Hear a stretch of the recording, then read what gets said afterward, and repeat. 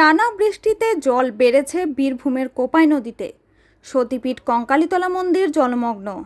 আজকে কঙ্কালীতলা মন্দির প্রাঙ্গণ পরিদর্শন সহ স্থানীয় প্রশাসন ও মন্দির কমিটির সদস্যদের সঙ্গে বিশেষ আলোচনা এবং দ্রুত সমস্যা সমাধানের অঙ্গীকারবদ্ধ হলেন।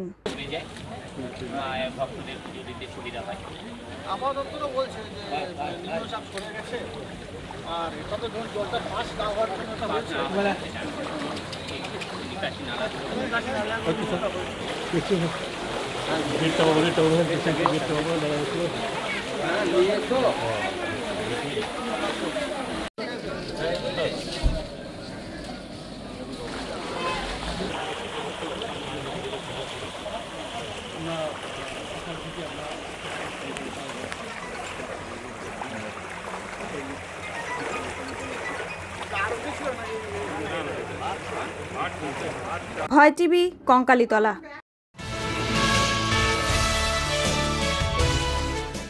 শুক্রবার সাত সকালে কোলে মার্কেটে হানা টাস্ক ফোর্স আধিকারিকদের।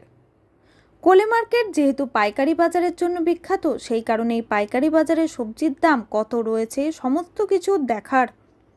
সমস্ত কিছু দেখার জন্যই সাত সকালে হানা দেন তারা। কাঁচা সবজির মধ্যে বেগুনের দাম আগুনের মতো চড়া, আর এই বেগুন কোলে মার্কেটে বিক্রেতারা কত দামে বিক্রি করছে সেটাই ঘুরে দেখলেন টাস্ক ফোর্সের আধিকারিকরা। ঘোরার পরেই চক্ষু চড়ক গাছ। তারা দেখলেন কোন কোন বিক্রেতার কাছে বেগুন 500 টাকা পাল্লা, কোন কোন বিক্রেতার কাছে বেগুন 400 টাকা পাল্লা, আবার কারোর কাছে 250 টাকা পাল্লা। বিক্রেতারা জানাচ্ছেন যেহেতু ফলন নেই, বৃষ্টির জন্য সমস্ত ফলন নষ্ট হয়ে যাচ্ছে, সেই কারণেই বেগুনের দাম আরও চড়া। অপরদিকে টাস্ক ফোর্সের আধিকারিকরা ধমক দিয়ে বললেন, এইভাবে সাধারণ মানুষকে ঠকানো যাবে না, একটা দামে বিক্রি করতে হবে বেগুন, না হলে ব্যবস্থা নেওয়া হবে।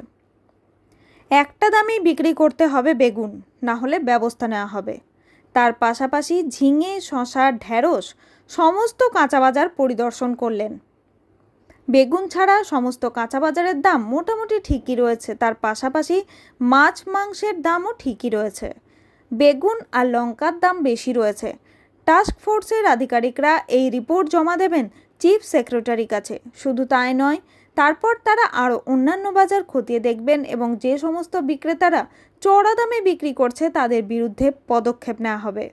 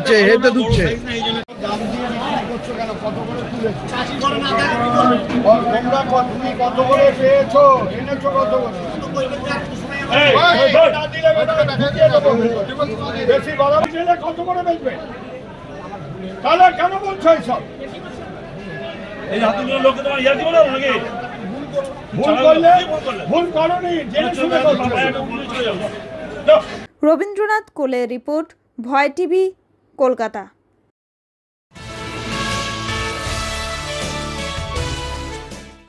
কলকাতায় প্রাণবন্ত রোড শোর মাধ্যমে পূর্বাঞ্চলের আউটরিচকে আরও বাড়িয়ে তুলতে কর্ণাটক পর্যটন।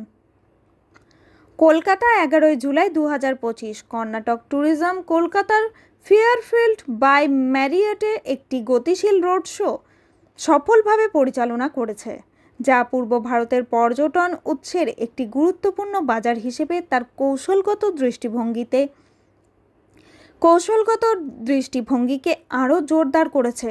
এই অনুষ্ঠানটি কর্ণাটকের বহুমুখী আবেদনময় ঐতিহ্য, প্রকৃতি, অ্যাডভেঞ্চার এবং গ্যাস্ট্রোনমিকে এই অঞ্চলের ভ্রমণ বাণিজ্য পেশাদার এবং শিল্প নেতাদের অত্যন্ত সক্রিয় দর্শকদের কাছে প্রদর্শনের ক্ষেত্রে একটি উল্লেখযোগ্য পদক্ষেপ হিসেবে চিহ্নিত হয়েছে।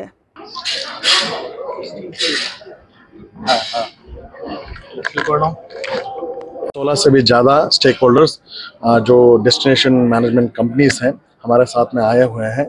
एंड कर्नाटका गवर्नमेंट की तरफ से कमिश्नर टूरिज्म मैं doctor Rajendra managing director Karnataka state tourism development corporation यहाँ पे आके यहाँ पे हमने एक रोड शो भी किया है।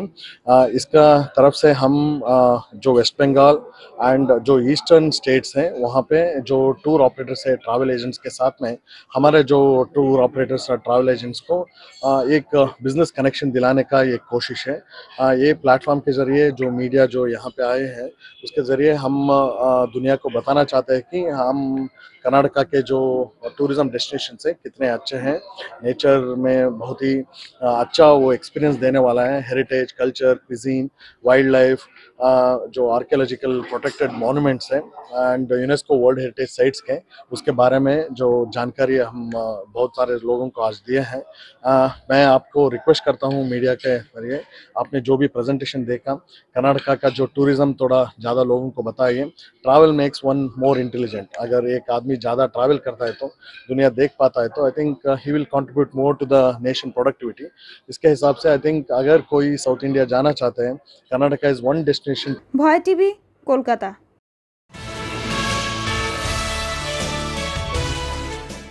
21শে জুলাই শহীদ সমাবেশের আগে রাজ্যের প্রতিটি প্রান্তে চলছে জোর প্রস্তুতি। শহীদদের স্মৃতিতে ধর্মতলায় আয়োজিত ঐতিহাসিক সমাবেশকে সফল করাতে এবার তৃণমূলের লক্ষ্য সর্বাত্মক প্রচার ও সাংগঠনিক দৃঢ়তা।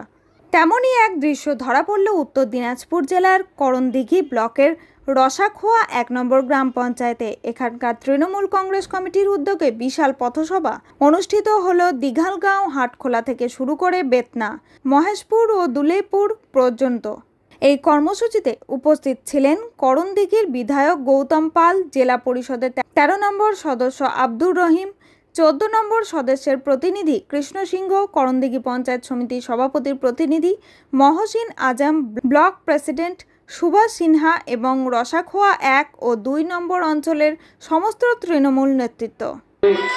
শ্রী সুভাষ চন্দ্র সিনহা মহাশয় উপস্থিত আছেন, আমাদের সমস্ত শাখা সংগঠনের ব্লক সভাপতি, সর্বোপরি এই দিঘলগা সংলগ্ন এলাকার সমস্ত মানুষ।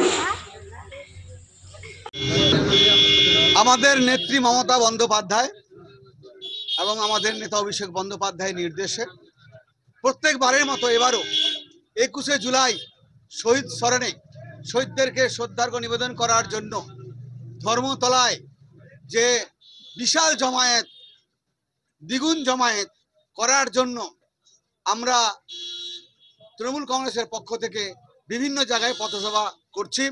আগামী 7 দিনে প্রায় 30খানা পথসভা আমাদের আছে।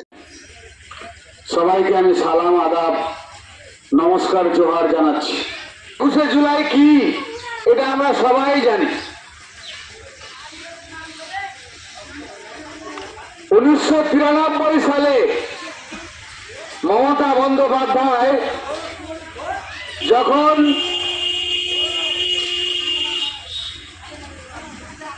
একুশে জুলাই মহাকরণ অভিযান করেছিল, যেটা আজকে নবান্ন নামে পরিচিত, নতুন ভবন, তখন সেটা ছিল মহাকরণ। ভয় টিভি, উত্তর দিনাজপুর।